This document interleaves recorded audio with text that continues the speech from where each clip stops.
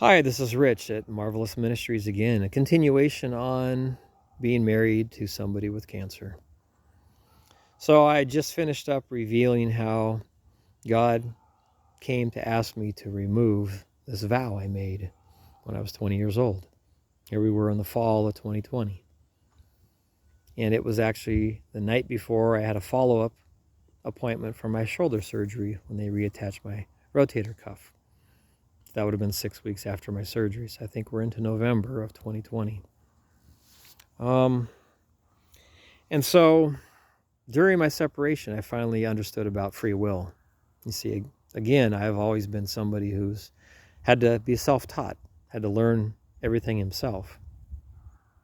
And I finally understood about free will. And when God asked to remove that vow, one, I didn't trust him. Two, I was horrified and terrified that he'd open it.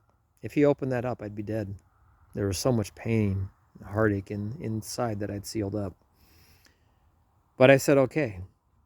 And he took it in an instant. Didn't have to put me to sleep like he did with Adam to open him up and take a rib and make Eve. It was gone. And then I was spinning on the floor like I was on the potter's wheel. He was restoring my broken vessel. And believe me, it was broken. I felt I had nothing left. All I had left was to look up for him. And he was there. And so after he spun me on the potter's wheel for I don't know how long that night, next thing you know, he was pouring in his spirit. His living water was pouring into me. I could feel it. And just more and more and more. And somehow in the midst of that, I grabbed my cell phone and I started texting messages. Hour upon hour upon hour. 9:27 in the morning, I tried to lay down in bed. I was exhausted. I bounced right back up. I was still texting. 10:23, I had to get in my car. I was going to be late for my appointment. Yeah, I was. I was 10 minutes late for my appointment. I got out of my appointment after my follow-up, my shoulder surgery. It was 11:30. What was I doing? I was sitting in my van in the parking lot, texting. Just nonstop messages flowing. I don't know what they were, where they went, anything. 5:10 that night, I went to start my van and the battery was dead because I'd left it on while I was sitting there for almost 6 hours texting. I tried to get a jump start, but right in the middle of COVID, where we live, they don't help people with car problems. They all have AAA or they, call a tow truck. I don't have that mindset. I don't have the kind of money that the people in my area make. I mean, the median income is twice what I make, and that's just the median. I mean, there's people that make millions of dollars, and I don't make that. I actually had an example. Somebody one morning, I went to McDonald's to get my normal breakfast. I look over, and he zeroed the hood up and had jumper cables. So I pulled out a line and went to help him, and he's like saying something, and I was like, oh, man, I'd gladly help you. And he's like, yeah, it was cold last night. And I'm like, what? And I asked him, I said, were you here all night? And he goes, yeah, nobody would help me. I was like, I'm sorry. I said, I'm not surprised, but let me help you. I don't know if I've got my delivery coming now or not. This might be something else. I gotta go check. Yeah, so God kept pouring his spirit into me. For 5 days, he kept pouring his living water into me, and I was having a conversation with him as he was doing this. I was saying, God, was that vow like a plug that created a dam behind it of 26 years of your living water, your spirit you wanted to pour into me? I said, you can't give it to me all at once. You're going to kill me. I'm going to drown. Please, I beg of you to stop. My hands hurt so much from texting. I wasn't doing voice to text. I wasn't doing videos. Well, he continued it on until I started making videos. And then he gave me kind of an image in my heart. See, now that he had restored my vessel and poured in his spirit for 5 days straight, I was listening to him through my heart. He was speaking by his spirit through my heart. And he gave me an image of revival. I was horrified. I'm like arguing with God. I sounded like Moses. I was like, no, you can't do revival through me. It's too embarrassing. No, don't you remember high school speech class? I couldn't even get my name out.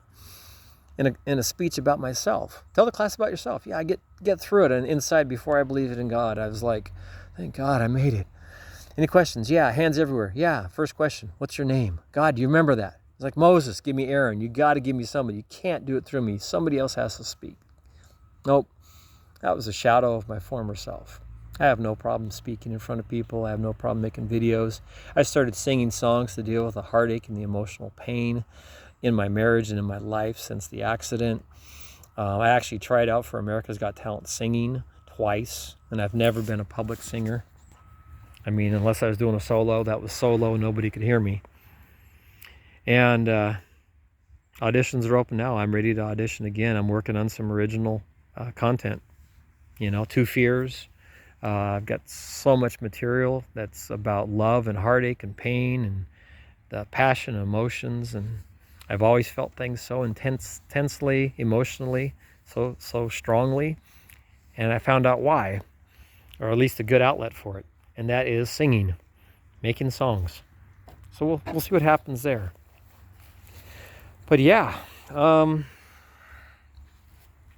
that's part of what's going on in my life and marriage, being married to somebody with cancer.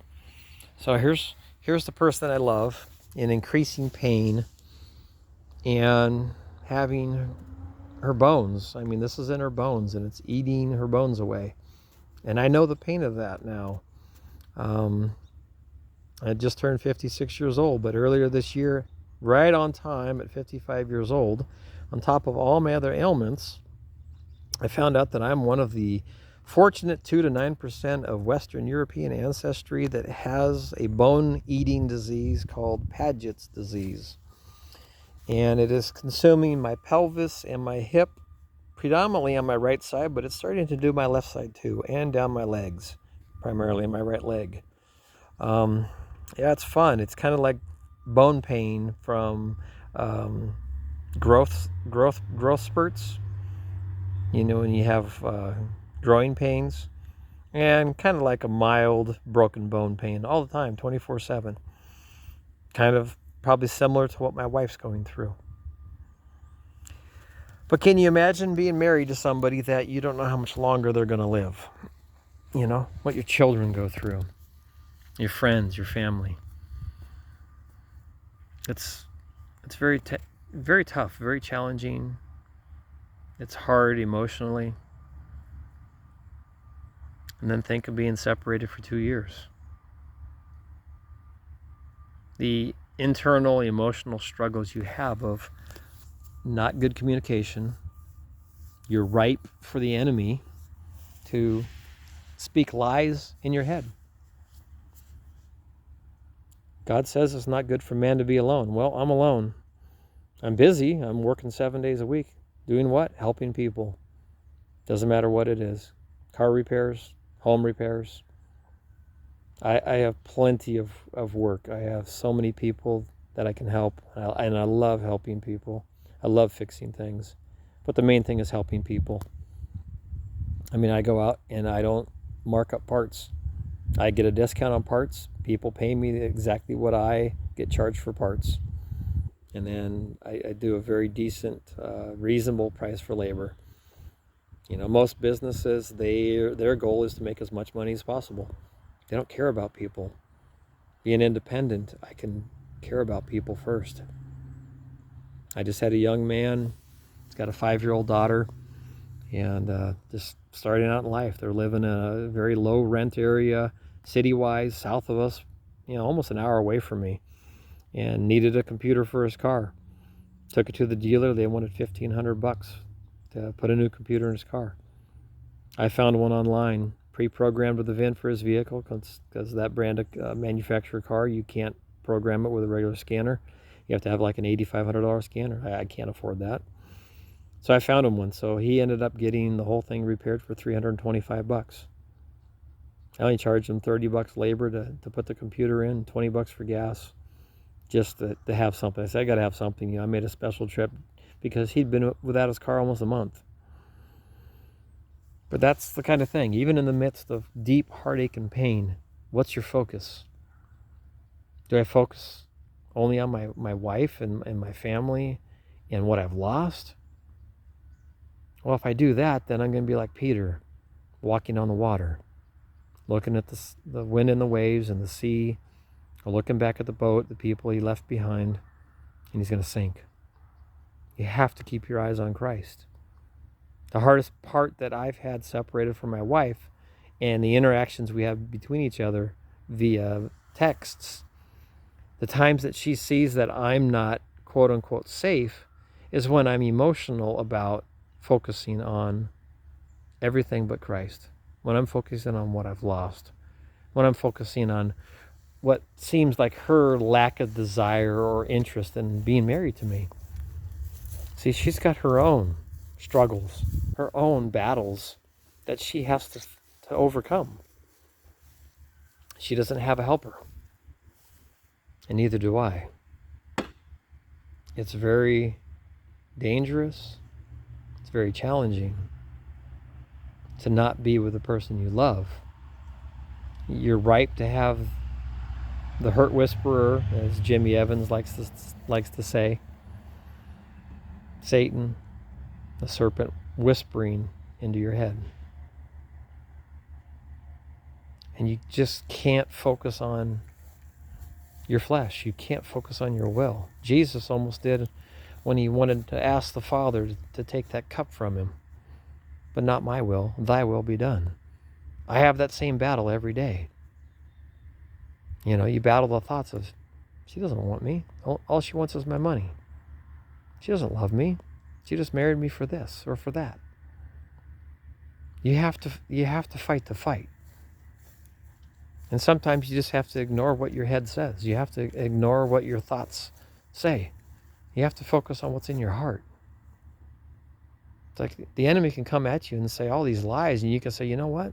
In Jesus' name, this is what's important to me. I live not by my thoughts. I live not by my feelings, by my emotions. I live by the Spirit of God dwelling inside of my heart, in my vessel. I live by the Word of God. I'm going to love my wife the way Christ loves the church.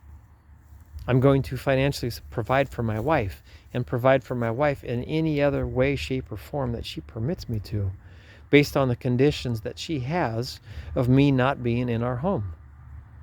I can be upset with that in my flesh, but I can't act out on it.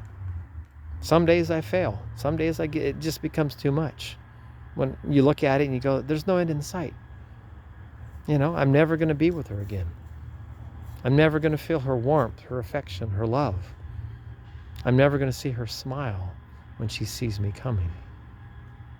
Once, in the separation since August until now, my wife asked me for a hug. She put her arms up for a hug. We had had some good interactions in our meetings in the garage at our home, because I'm not going in the house. That's her request. And we had some conversations with my son, and we were having some challenges, and I was being kind of hard on my son, and broke through a layer of hardness in his heart to expose his heart. And he was weeping. And I went from across the one side of the garage I was on to where he was, and I dropped down on my knees, kind of like I did with my daughter Taylor when she hurt her ankle. And I put my arms around him, and I told him I love him and that I care about him, and I feel his pain. And just my wife saw me being tender and loving and sensitive to our son, our youngest, as he's struggling right now as a teenager. His family's been broken apart and blown up. It's not about the details of how everything got to where it is, but he has no control over it. And I was there for him. And I don't think it was that day, but maybe it was the next time we had a meeting, that she put her arms up, and I went across the garage to her, and she's in her wheelchair, and I dropped to my knees in front of her, and she held me. And I cried for all 3 minutes that she held me, sobbing and weeping.